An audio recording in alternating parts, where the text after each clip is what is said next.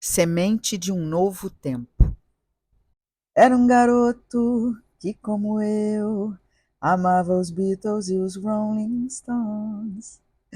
Esse é o trecho de um rock lançado no Brasil em 1967. Mas poderia ser também o prólogo da história de Leon, o herói contemporâneo desse conto. Rapazinho franzino e desacelerado.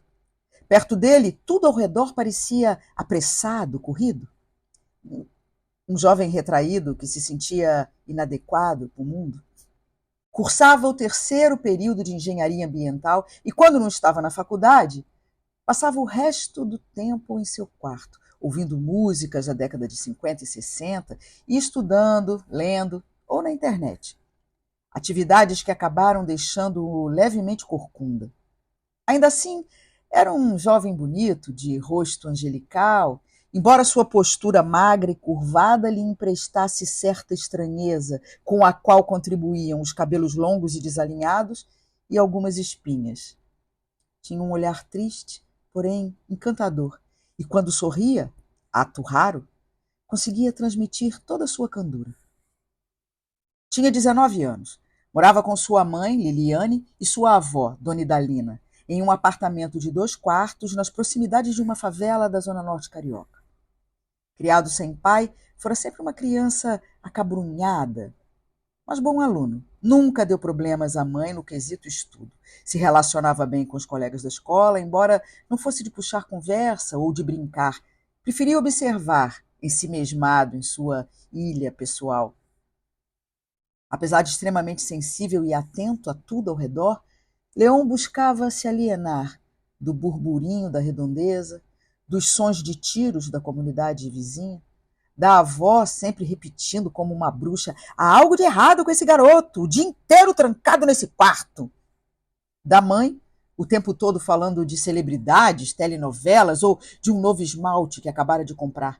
Superficialidades que o irritavam sobremaneira, ainda que a amasse acima de tudo. Onde moravam tinham tudo perto. Muita agitação também.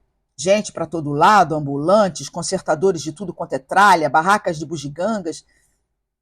Além da universidade, Leon só ia à rua se a mãe ou a avó pedissem para fazer algum pagamento ou comprar alguma coisa. Nessas ocasiões, incomodava-o a confusão de gente passando, falando, vendedores berrando. Mas, por outro lado, conseguia desfrutar do conforto de sua quase invisibilidade em meio à multidão. Por ser muito observador, mesmo circulando pouco pelo bairro, conhecia tudo por ali.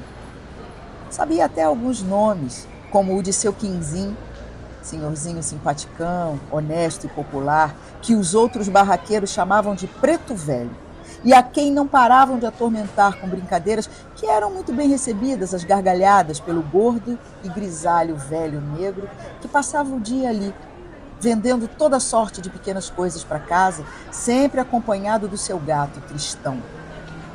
Leon conhecia também os moradores da comunidade vizinha, sempre subindo ou descendo a escadaria colada a seu prédio, embora não soubesse seus nomes, exceto o de Gorete da Abadia.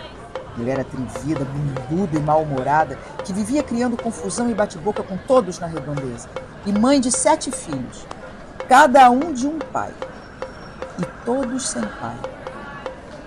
Leon se ressentia dos contornos de um mundo repleto de desigualdade, preconceito, violência e falta de empatia. Sentia pela precariedade da vida daquelas pessoas, crianças, jovens como ele, adultos como sua mãe, idosos como sua avó. Ele julgava saber o que estava por trás de toda aquela disparidade injusta, mas, por ser muito tímido e esquivo, nunca se sentiu capaz de alguma ação transformadora, o que o tornava ainda mais pessimista em relação ao futuro e contribuía com a sua inação. No apartamento onde moravam, Leon tinha seu próprio quarto, enquanto a mãe dividia o outro com sua avó. Tudo muito simples. No apertado quarto de Leon, muitos livros em estantes na parede, uma mesa com computador, um espelho e um pequeno móvel com uma televisão. Como todos os jovens da sua idade, Leon se relacionava principalmente via redes sociais e por sua introversão, não tinha uma vida social muito intensa. Enfastiava os interesses de seus colegas de curso, como bares, paqueras e boate. Com as moças, sua experiência era quase nenhuma. Tinha preguiça para as carências e cobranças infindáveis do sexo feminino. Também não era dado a envolvimentos casuais, puramente carnais. Achava chato, sem graça. Nas poucas vezes em que se envolveu foram namoros, de fato. Curtos, mas namoros. Tanto com Manu quanto com Natália. Por aqueles dias não estava namorando ninguém.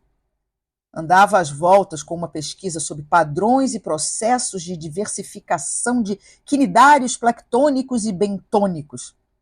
Tipo organismos marinhos, como água-viva, por exemplo. O que o deixava ainda mais compenetrado e silente em seu quarto. Mas uma noite, sentado em frente ao computador, veio-lhe a ideia de fazer um vídeo com as imagens veiculadas na internet sobre o meio ambiente em franca recuperação em decorrência do isolamento social por conta da Covid. O céu de São Paulo mais limpo, tartarugas na Baía de Guanabara. Iria editá-las com uma narração informativa e veicular em suas redes. Achava que as pessoas poderiam começar a se conscientizar de sua própria responsabilidade social ao verem o quanto a ação humana pode ser nociva ao ecossistema. E assim fez. E embora fosse uma montagem extremamente caseira, a postagem obteve centenas de visualizações e comentários. Leon se animou. Na manhã seguinte, ao realizar as atividades matinais, foi se dando conta da quantidade de indivíduos e serviços presentes em cada um dos objetos necessários para aquelas tarefas corriqueiras, frugais, e quis compartilhar isso em vídeo, alertando as pessoas para a nossa interdependência. Quantos indivíduos estariam por trás de uma simples escova de dentes ou de um creme dental? Consultores ortodônticos, designers, fabricantes, funcionários, distribuidores, revendedores. Pensou que seria interessante relacionar as ações positivas e negativas por trás da cadeia de produção daqueles objetos. Então, pediu à mãe que o filmasse naquelas tarefas. E divertiram-se muito juntos naquela atividade. Ao longo daquele dia, Leon jogou as imagens no computador, escolheu as que considerou relevantes, selecionou uma música ideal para colocar de fundo e, enfim, montou o vídeo. Imagens dele colocando pasta de dentes na escova, sentando-se para o café da manhã, o pacote do café, a xícara, o pires, o pão, a manteiga, as embalagens, a esponja de lavar a louça, enfim, uma enormidade de coisas que são utilizadas por quase todos cotidianamente e que embutem toda uma rede de profissionais, tarefas e movimentação econômica. Foi acelerando a velocidade de uma superposição de imagens, de embalagens indo para o lixo. Caixa de leite, pacote de café, saco de açúcar, bandejas de isopor de queijos e frios, guardanapos de papel, pacote de biscoito, potes de achocolatado, vidro de geleia. Nossa, ficou surpreso com o acúmulo de resíduo produzido apenas para um café da manhã. Decidiu que o vídeo ganharia maior dramaticidade em preto e branco. Concluiu e postou. Dessa vez obteve milhares de visualizações e de seguidores. Nos dias seguintes, continuou seu ritmo de produção e de postagem. Estava convencido de que aquelas ações eram a ferramenta que ele precisava para chegar até as pessoas e tentar transformar certos comportamentos, por vezes inconscientes. E uma vez que os conhecimentos transmitidos por ele fossem multiplicados pelo compartilhamento entre as pessoas, isso poderia sim fazer uma grande diferença. Estava otimista. Ampliando a abordagem dos temas e alcançando cada vez mais seguidores, o time do Leon foi sentindo que se aproximava o momento em que ele teria que falar diretamente com seu público. Tratou então de cuidar da aparência para se apresentar, se comunicar com seus seguidores. Ainda não havia exibido seu rosto em nenhuma postagem. Preferiu prender o cabelo ao invés de cortá-lo, fazia a barba diariamente e pediu ajuda da mãe para disfarçar as espinhas.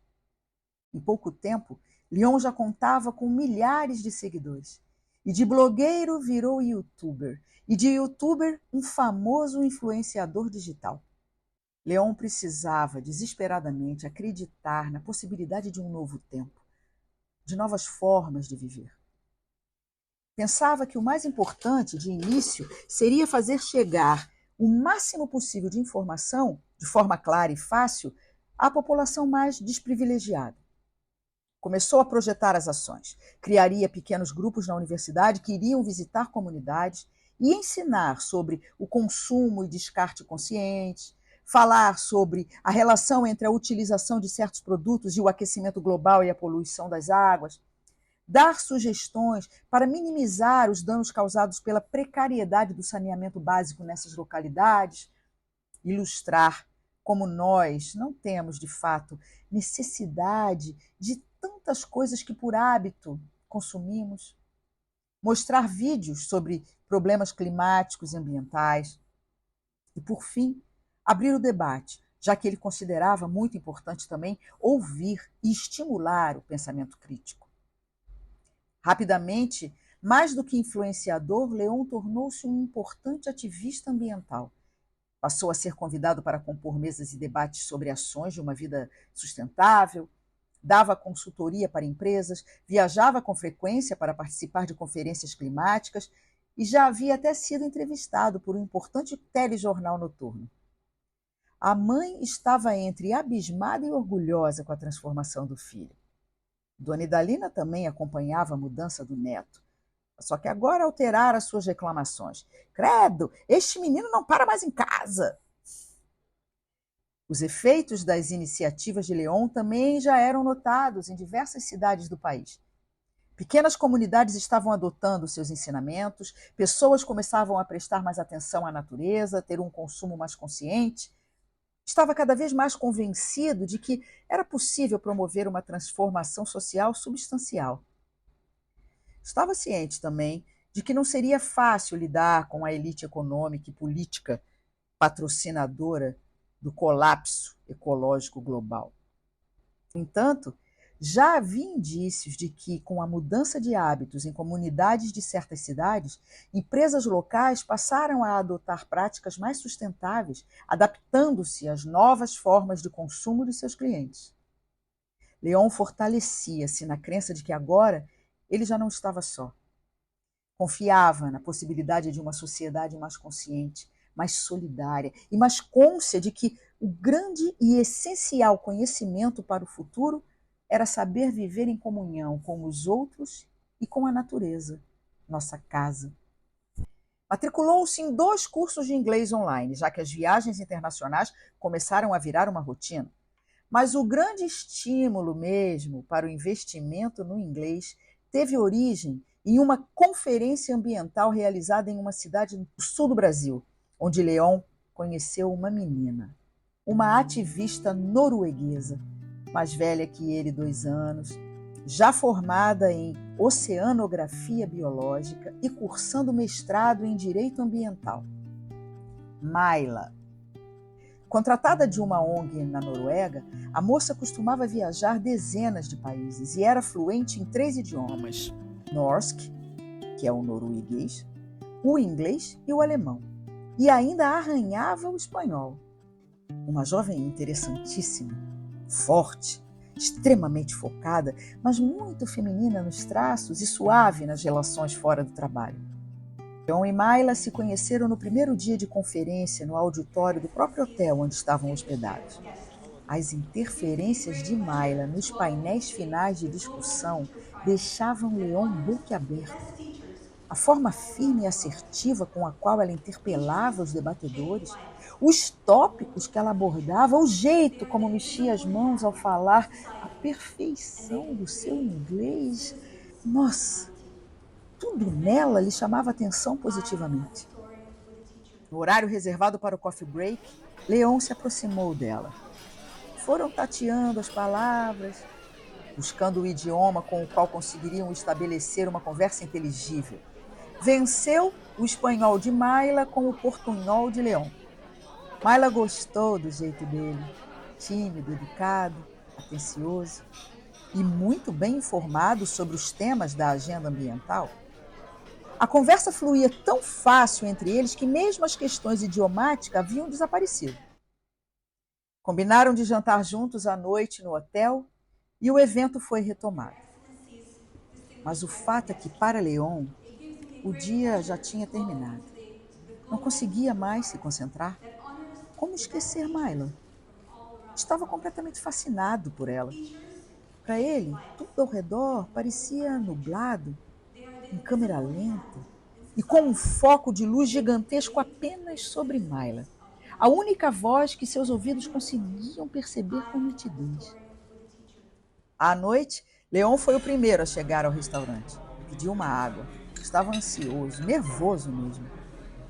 Myla chegou 5 minutos depois, relaxada e divertida. Sentou-se e já foi sugerindo que deveriam tomar um vinho que ela conhecia, que era o mais o Trolling que ela já tomara. E percebendo a expressão de Leon, explicou. O Trolling. Incrível, na minha língua, o Norsk. Pediram um vinho e um antipasto para a entrada. Começaram a conversa falando da conferência e das mesas de debate. Leon percebeu logo que tinha muito que aprender com Myla, que fazia críticas severas a algumas falas, a falhas da coordenação, a tópicos que haviam sido negligenciados ou abordados apenas superficialmente.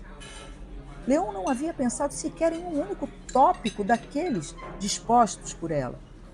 Pediram um jantar e, enquanto comiam, foram falando um pouco mais sobre si. O jeito tímido de Leon encantava Myla. Sentia vontade de cuidar dele. Percebia que ele, por vezes, ficava levemente sem graça, talvez por sentir-se numa situação de certa inferioridade. Mais novo, menos graduado, menos viajado, enfim, menos experiente. Nesses momentos, Leon baixava o olhar. Myla sorria, seduzida. Pediram uma segunda garrafa de vinho e levaram para o jardim do hotel, que ficava dentro de uma floresta ao pé de uma grande montanha. Era uma noite de lua cheia que iluminava tudo ao redor. Ambos sentiam que a natureza sorria e se sentiam cúmplices dessa alegria. Ficaram um tempo em silêncio. Então, olharam-se longamente e beijaram-se. Naquela noite, amaram-se em diferentes idiomas e Leon experimentou um misto de alegria, plenitude, vontade de explodir, de gritar, de convidar Maia para viver com ele, de colocar um anel em seu dedo lindo. Sentiu-se meio bobão. Fez menção de voltar para o quarto dele. Não queria parecer confiado e nem demonstrar que estava completamente louco por ela. Mas ela o deteve. Pediu que ficasse e então adormeceram abraçados pelas poucas horas restantes.